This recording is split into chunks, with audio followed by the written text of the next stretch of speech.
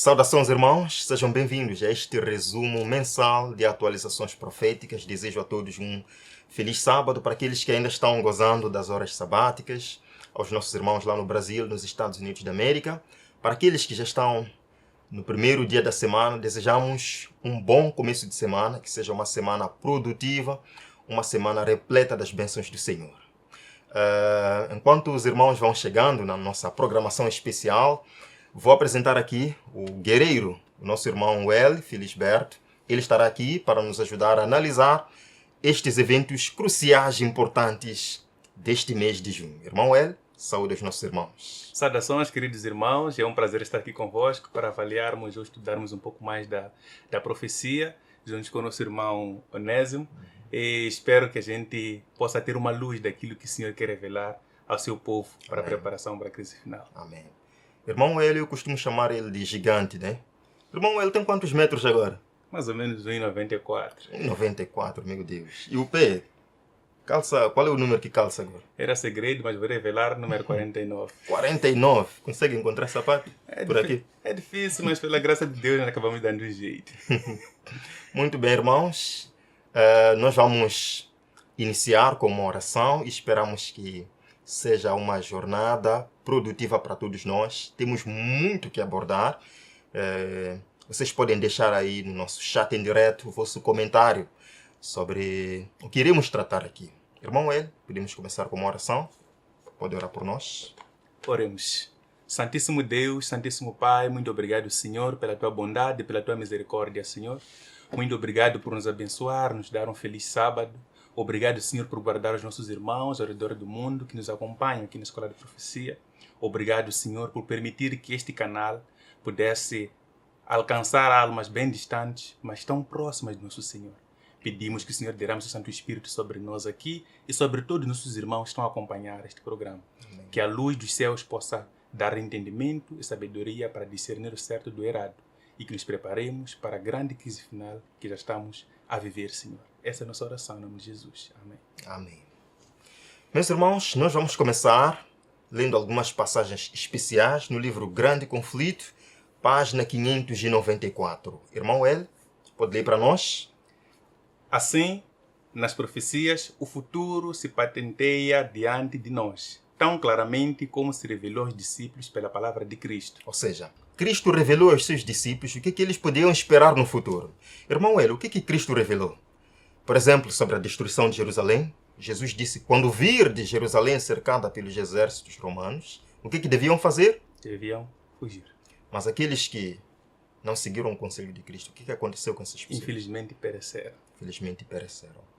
Da mesma forma, Deus hoje tem nos dado um aviso, Deus tem nos mostrado por meio de sua palavra o que nós podemos esperar, mas infelizmente qual tem sido a atitude do povo de Deus? Infelizmente Deus anda cego, o povo de Deus anda cego, infelizmente o povo de Deus anda esquecido do chamado que Deus nos faz, que é estudar a profecia e estar bem atento para o que acontece no mundo, porque o fim está próximo.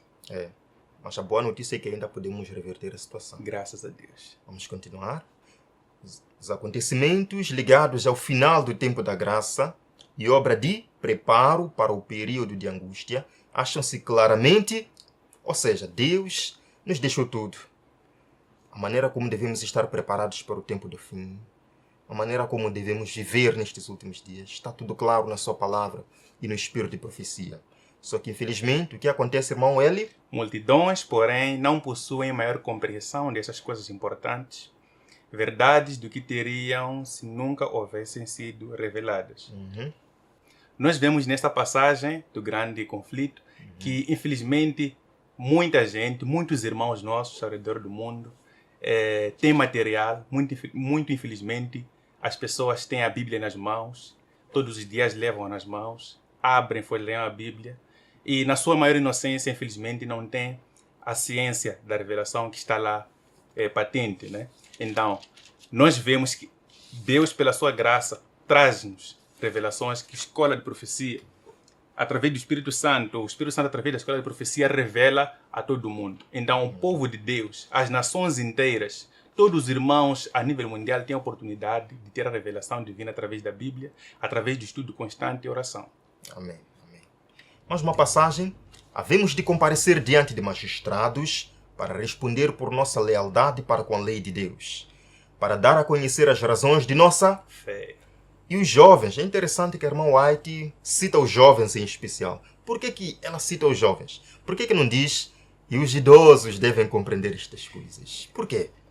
Certamente porque os jovens é que têm o evangelho nas mãos. Os jovens são a força motriz do evangelho. E eles com certeza poderão não só viver a perseguição agora, mas os tempos que se aproximam, esses jovens poderão experimentar momentos amargos, mais amargos do que foram experimentados pelos nossos pais atualmente. E eles estão diretamente envolvidos na linha da frente deste grande conflito. Os jovens irmãos devem saber o que há de vir a acontecer antes do encerramento da história terrestre. Nós encontramos na própria palavra de Deus um verso muito importante que é, na verdade, um encorajamento ao estudo das profecias. Em Apocalipse capítulo 1, verso 3, a palavra de Deus nos diz: Feliz aquele que lê as palavras desta profecia e aqueles que ouvem e guardam o que nela está escrito, porque o tempo está próximo. Irmão Eli, qual é a razão dessa bem-aventurança? Porque o tempo está próximo. Mas tempo para quê? O tempo para o cumprimento das profecias. E, acima de tudo, a maior profecia, que é a segunda volta de Cristo em glória e majestade. Amém. O povo de Deus precisa estar preparado para este tempo. Queridos, ao longo deste mês de junho, nós vimos claramente o cumprimento de Apocalipse capítulo 13 de forma, não vou dizer de forma sinistra, mas de forma muito clara. Ora, nós vimos que o Papa Francisco recebeu várias visitas no Vaticano. É interessante que o Papa, este mês, ele não foi muito atrás de ninguém. As pessoas que vieram atrás dele. Papa aos budistas. Ele diz que vamos trabalhar juntos por um mundo mais inclusivo. Quando nós observamos esta imagem, em que vários monges, na verdade foram mais de 100 monges budistas, todos diante da figura do Papa, nós podemos ver que o papado está neste momento transbordando aquilo que é o seu maior potencial, que é conquistar. O seu poder de conquista, de sedução às nações está se revelando neste momento. Ao olhar para esta imagem, eu vejo um cumprimento da profecia. Há um tempo não se esperava ver uma coisa dessas. Há um tempo não se imaginava que tal coisa poderia acontecer. Nós vemos que os budistas olham para essa figura como se fosse uma divindade, não é? E a luz da Bíblia não é isso. O papado consegue trazer o seu poderio, a sua capacidade de conquista, a sua imagem de líder mundial até para outras religiões. Isso é incrível, isso é uma demonstração incrível, é um cumprimento da profecia bíblica. Jamais nós poderíamos ter imaginado, depois daquilo que o papado, quer dizer, pelas situações pelas quais o papado passou, não se imaginaria que poderia hoje vir ser o centro desta reverência toda. E neste encontro especial que o Papa teve com este grupo de monges budistas, ele falou que devemos trabalhar juntos porque ninguém é salvo sozinho. Ora, o que o irmão ele tem a dizer quanto a isto? Como assim ninguém é salvo sozinho? A salvação não é individual? Não, com certeza. Isso é uma contradição. É uma contradição ao princípio bíblico, ao ensinamento bíblico. A nossa escritura sagrada, a palavra de Deus nos diz com toda a clareza que a salvação é individual. E isso está a nos levar a um ponto, vai levar o mundo a um ponto em que tenhamos que viver todos de acordo com uma só lei, um só governo, uma só religião. De tal forma que sejamos todos salvos em conjunto, segundo esta doutrina, este pensamento. Mas a palavra de Deus nos leva a isso, nos leva a uma liberdade, em que nós podemos escolher quem nós queremos adorar. Mas este argumento nos leva a um canto em que teremos todos que ter uma religião obrigatória para a salvação mundial. Portanto, a salvação continua sendo individual hoje. Jesus nos salva como indivíduos, não como grupo. Isso. Na verdade, o argumento do Papa aqui é naquele sentido, irmão Eli. Não importa em que caminho você está seguindo, não importa a religião que você segue, se é verdade ou não, todos vamos chegar ao céu. Isto não é bem verdade. Existe um único caminho, que esse é o estreito, e são poucos que acertam com o caminho estreito. Portanto, irmãos, cai por ter essa ideia que vem sendo espalhada hoje em dia, de que ninguém é salvo sozinho, de que todos os caminhos levam à salvação. Não é bem assim. Existe uma verdade, é essa que nos conduz à vida eterna. E mais adiante o Papa diz que o Papa disse que o diálogo interreligioso é necessário na luta pela paz. Irmão, ele já percebeu, e os nossos irmãos também já perceberam, que ultimamente se fala muito sobre o paz. E é importante que se fale de paz, mas não podemos falar de paz a custo da verdade. Isso. Nós não podemos não podemos pisar a verdade em busca da paz. O próprio Jesus disse, eu não vim trazer paz à terra, mas espada. Vendo essa imagem, por exemplo, um líder, diríamos um muçulmano, né? Também vem se prostrar desta maneira diante do Papa. Isto nos faz entender, meus irmãos, claramente que estamos vivendo Apocalipse capítulo 13. Apocalipse capítulo 13, começando do verso 3. Que uma de suas cabeças parecia ter sofrido uma ferida mortal, mas a ferida mortal foi curada e todo mundo se maravilhou. Quando a Bíblia diz todo mundo, é todo mundo. E o que dirão? Adorarão o dragão que tinha dado à besta o seu poder e sua autoridade. E eles dirão, quem é semelhante à besta? Quem pode pelejar contra ela? Portanto, nós estamos vivendo exatamente neste ponto em que o papado no mundo é olhado de tal forma como uma entidade moral, como uma entidade que ninguém, na verdade, pode pelejar com este poder. Ele é o porta-voz da paz mundial. Ora, ao longo do mês, a Crisis Magazine, que de fato é um jornal católico, ele postou um artigo que fala sobre o novo ecumenismo que o papado, que a Igreja Católica, deve adotar. E se nós lermos aqui alguns pontos importantes desta publicação, é dito que os bispos devem envolver ativamente os ministros protestantes nas suas dioceses, com o objetivo expresso de levar congregações inteiras à plena comunhão. Irmão, qual é o objetivo deste novo ecumenismo que o papado vem adotar? Levar congregações inteiras. Isso. A quê? A plena comunhão. É por isso que eles dizem, da mesma forma, os bispos devem formar especialistas teológicos bem versados na doutrina protestante. Padres teólogos católicos devem estudar a doutrina protestante. Mas eu pergunto, é para compreenderem a doutrina protestante? É para que se convertam ao protestantismo? É para isto? Com certeza não. Homens e mulheres de evidente santidade e aprendizagem iminente, capazes de gerir um diálogo construtivo, destinado a remover obstáculos no caminho para a unidade católica. Mas este é o plano jesuíta, porque um dos objetivos do jesuíta é acabar com tudo que o protestantismo fez, levar todo mundo de volta a Roma. Agora vejam, eles dizem que a unidade cristã deve ser, na verdade, só pode ser unidade católica. Então, meus irmãos, este movimento ecumênico todo que anda por aí, vamos nos abraçar, vamos chorar juntos, e que nós achamos que cada um estará livre de seguir sua própria denominação. Se você é adventista, continua adventista. Se você é católico, continua católico. O papado, na verdade, está nos dizendo que não vai ser assim. O objetivo do papado é que todos se unam ao catolicismo.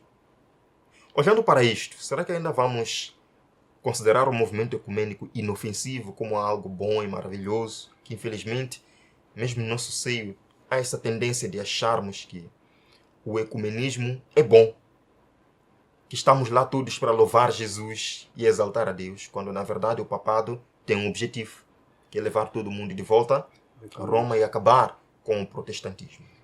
Nós vemos aí que esse é um discurso muito bonito. Nós assumimos, nós compreendemos que é uma conversa, isto é uma conversa, uma simples conversa. É uma forma de conquistar as nações. Nós vemos uma revelação. Meus irmãos, se nós já tivemos um cumprimento da profecia a desenrolar nos nossos olhos, é o que está a acontecer aqui. Nós vemos o papado falando uma coisa e meia volta diz uma outra coisa. É verdade. Ele diz o que quer que você ache que vai fazer, mas logo em seguida diz o que ele realmente quer. É verdade, porque o papado aparece muitas vezes dizendo não converta a ninguém. Não converta ninguém. Sim. Proselitismo é veneno para o caminho ecumênico. Em outras palavras, deixe cada pessoa na sua igreja. Isso. Deixe cada pessoa na sua religião. Mas não é o que o próprio papado está fazendo. Sim. Sim. Ele faz o contrário. Faz o contrário. Nós vemos que ele fala de só ser possível uma unidade no catolicismo.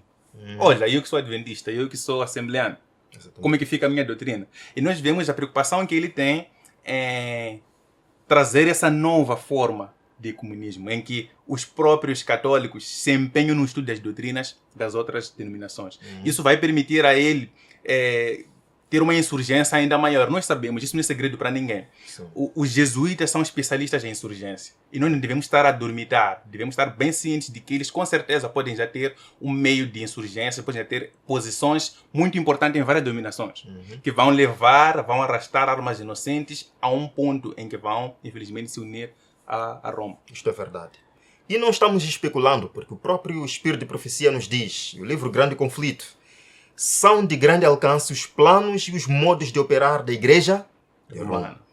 Emprega todo o expediente para estender a influência e aumentar o poderio, preparando-se para um conflito feroz e decidido, a fim de quê? Readquirir o domínio do mundo, restabelecer a perseguição e desfazer tudo o que o protestantismo fez. Então, irmãos, está claro aqui o que o papado quer. Desfazer tudo aquilo que o protestantismo fez. Infelizmente, irmão Hélio, eu sinto uma dor no coração quando vejo teólogos de forma tão fácil indo beijar as mãos do Papa.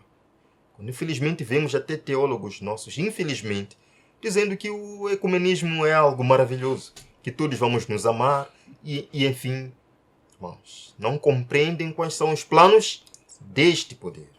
Agora, este homem, Daniel Mason, no seu livro A Global Nation, este é um jesuíta católico, ele escreveu em 2007: até agora você foi ensinado a agir como dissidente.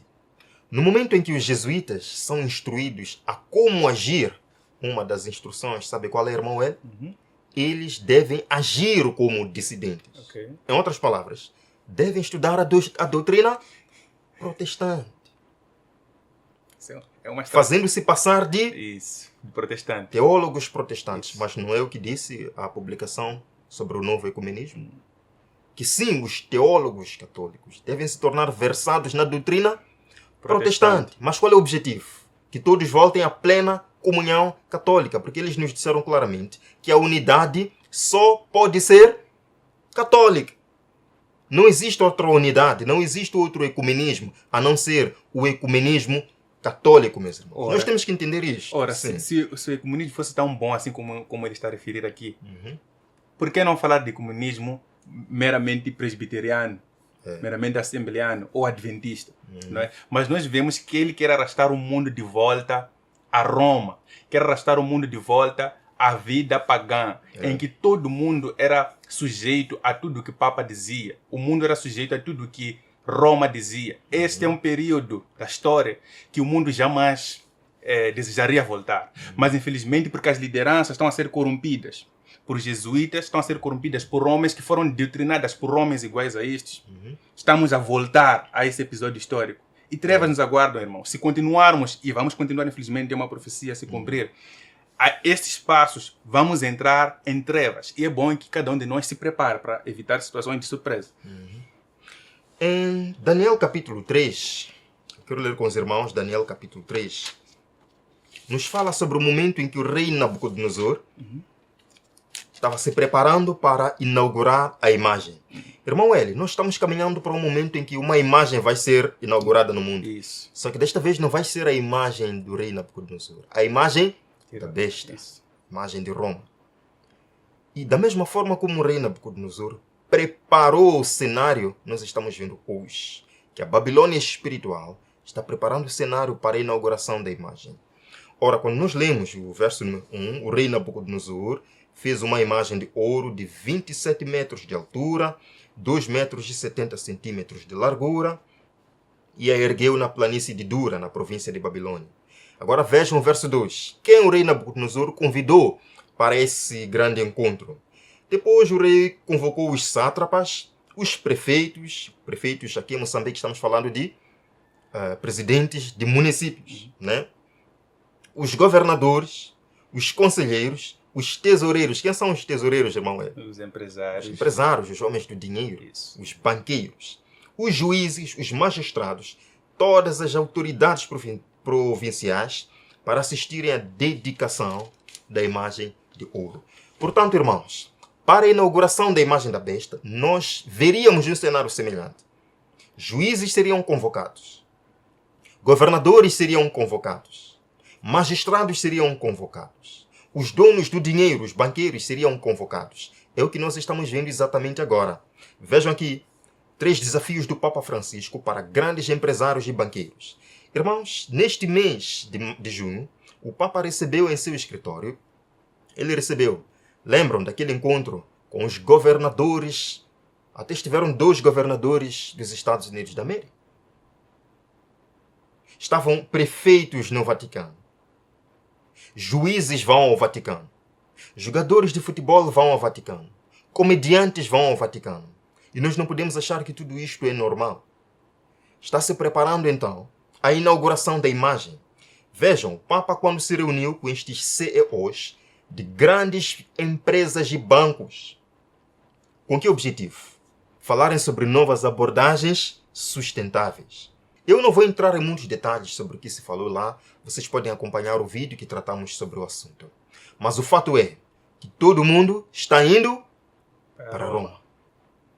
E esse é exatamente a mesma coisa que aconteceu com a situação ou no episódio que o irmão Onésimo esteve aqui a referir. Sim. Nós vemos que a reunião... Olha, meu irmão, desculpa, vou fazer um parênteses aqui. Sim. Temos muitos irmãos católicos que nos acompanham, com certeza. Sim. E nós respeitamos a sinceridade desses irmãos. Sim. E não é um ataque aos irmãos, não é um ataque à fé católica, aos irmãos que têm a sinceridade da sua fé católica, mas é um estudo bíblico. E com todo o respeito, nós trazemos este cumprimento de profecia. Nós vemos que da mesma forma que estes homens de negócio, esses homens de poder foram à Babilônia, preparando um grande evento, temos uma situação exatamente semelhante àquela. Nós vemos aqui homens indo a Roma de uma forma que talvez não foi vista antes. Este mês foi bem diferente. Este mês foi bem diferente. Então nós vemos aqui, irmãos, que não é um ataque, é um cumprimento de profecia. Se nós avaliarmos as escrituras e o que está a acontecer no presente momento, nós veremos que é um cumprimento exato do que foi escrito.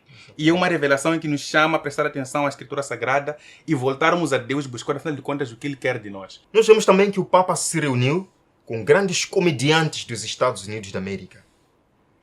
Imagine, aqueles que são as figuras mais sonantes do mundo da comédia. Foram lá, e nós apresentamos aqui. Foram lá e todos assim aclamaram o Papa. Algo estranho está acontecendo no nosso mundo, irmãos, que nós não podemos simplesmente ignorar. Vejam só, no mesmo mês de junho, Papa Francisco recebe embaixadores palestinos e israelenses para rezar pela paz. É importante que se reze pela paz, mas mais uma vez nós estamos vendo que o Papa está sendo colocado como uma entidade moral, aquele que tem capacidade de resolver os problemas mais sérios do nosso mundo. E eu lembro que algum tempo atrás, quando os Estados Unidos da América não conseguiu intermediar uma briga que houve entre Israel e Palestina, o Papa Francisco convidou os 2 líderes de Israel e Palestina para o Vaticano. Eles lá tiveram uma sessão fotográfica e fizeram um acordo muito interessante. E foi nesse momento que um dos líderes, acho que foi o líder de Israel, ele falou o seguinte: vejam, irmãos, Papa Francisco é o único líder respeitado o suficiente para acabar com as guerras de hoje. Ele é considerado o único líder respeitado o suficiente. Agora eu pergunto, onde é que está o líder da ONU, o chefe da ONU? Não é ele que deveria resolver estes conflitos mundiais? Mas por que não vão para ele resolver estes problemas mundiais? Vão para o Papa. Ele é aclamado como o único líder respeitado o suficiente. Sabem por quê, irmãos? Porque a profecia não falha. A Bíblia não diz que é o chefe da ONU que será adorado nos últimos dias. A Bíblia não diz que é o presidente dos Estados Unidos que será adorado nos últimos dias. Mas a Bíblia diz que o papado, sim, independentemente de quem esteja na cadeira, seja o Papa Francisco ou um sucessor, nós não sabemos, é o papado que será aclamado como líder moral nos últimos dias. Aquele que será adorado nos últimos dias. Aquele que a quem os Estados Unidos da América farão uma imagem. Vejam também, falou o líder. Na verdade, talvez ele seja o único líder, irmãos. O único líder. E o presidente Pérez disse que as Nações Unidas e as suas forças de manutenção da paz não têm a força ou eficácia de qualquer uma das homilhas do Papa. Em outras palavras, a ONU não tem poder que o papado tem. A ONU não tem a força que o papado tem. Então, irmão Hélio, ao surgir uma crise mundial e todas as nações da Terra, todos os líderes do mundo, todas as pessoas do mundo, na verdade, olhem para a necessidade de um líder moral mundial para resolver estas questões. Quem o mundo vai olhar? A quem o mundo vai olhar? Com certeza para o Papa. Os muçulmanos vão duvidar disto? Com certeza para o Os Papa. judeus vão duvidar disto? Não, com certeza. Enfim, os cristãos vão duvidar disto? Os protestantes vão duvidar disto? Então, o que nós estamos vendo aqui claramente é uma estratégia de marketing que o papado está usando para cativar todas as nações. Cativar todos os segmentos da sociedade. Cativar todas as religiões. Ora, o papado não vai restaurar a supremacia perseguindo, como fazer na Idade Média. Não. Mas amando, acolhendo a todos. Esta é a melhor maneira de recuperar a supremacia perdida. Irmãos, falou aqui o presidente de Israel. Portanto, dado que as Nações Unidas seguiram seu curso, o que precisamos é de uma organização de religiões unidas. Ele diz que o que precisamos é de uma autoridade moral inquestionável. Quem vai ser esta autoridade moral inquestionável? Há dúvidas quanto a isto? Não há dúvidas. Não há dúvidas. Com certeza o papado será a única entidade considerada poderosa o bastante para isso. Isso mesmo. E neste mês nós vimos o Papa entrando numa das reuniões mais importantes do mundo. A reunião das 7 maiores economias do mundo. Estados Unidos da América, Canadá, Itália, França, Austrália estavam lá. E é interessante que, como vemos aqui no vídeo, o Papa foi recebido de uma forma realmente, eu diria, invejável. Porque nenhum líder ali presente recebeu esta calorosa saudação. E nós vemos que até o próprio presidente Joe Biden encosta a sua testa na do Papa Francisco. Mostra o quê? Aquela profunda conexão que existe entre os dois. Bem, para que o nosso vídeo não se torne muito longo, nós preferimos dividir em partes. Nós vamos dar uma pausa. Amanhã, pela graça de Cristo, nós voltaremos para dar continuidade ao resumo das atualizações proféticas deste mês de junho e veremos aí outros pontos importantes que aconteceram. Que a graça e a paz de Cristo esteja com todos os irmãos. Irmão, ele tem algum comentário adicional final para fecharmos esta apresentação? Não muito, apenas lembrar que o livro do Apocalipse nos diz que somos bem-aventurados ao lermos, ao ouvir a palavra da profecia bíblica.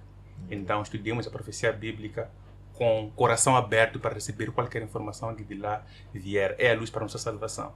Que Deus abençoe a todos nós. Irmãos, em palavras bem rápidas, apenas dizer que este é o tempo que nós precisamos velar em oração.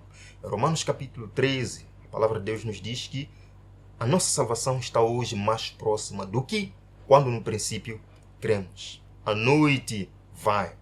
Despertemos e deixemos de lado as obras das trevas. Todos estes sinais provam claramente que nós estamos vivendo nos últimos momentos da história deste mundo. Quem você é neste contexto? É você um filho de Deus remanescente que permanecerá em pé, defendendo a palavra de Deus? Ou você será aquele traidor que infelizmente vai abandonar as fileiras do Senhor e vai se entregar ao inimigo? Não precisa responder. Guarde isso no seu coração, medite nisso e busque pela graça de Cristo vencer as fraquezas de caráter. Amém. Vamos orar? Muito obrigado, Senhor, por este momento especial, pelo sábado que foi bom e porque acabamos de analisar alguns eventos cruciais e importantes. Somos gratos ao Pai por tua bondade, por teu amor. Queremos lhe pedir, continue estando conosco, nos alimentando, Pai, com teu Santo Espírito e fazer com que estejamos preparados para o encontro consigo em breve. Abençoe os nossos irmãos, Conceda-nos um início de semana produtivo, repleto, Pai, da sua graça. Em nome de Jesus. Amém. Amém. Até breve, até amanhã, na verdade, a nossa continuidade do resumo das atualizações proféticas. Até lá.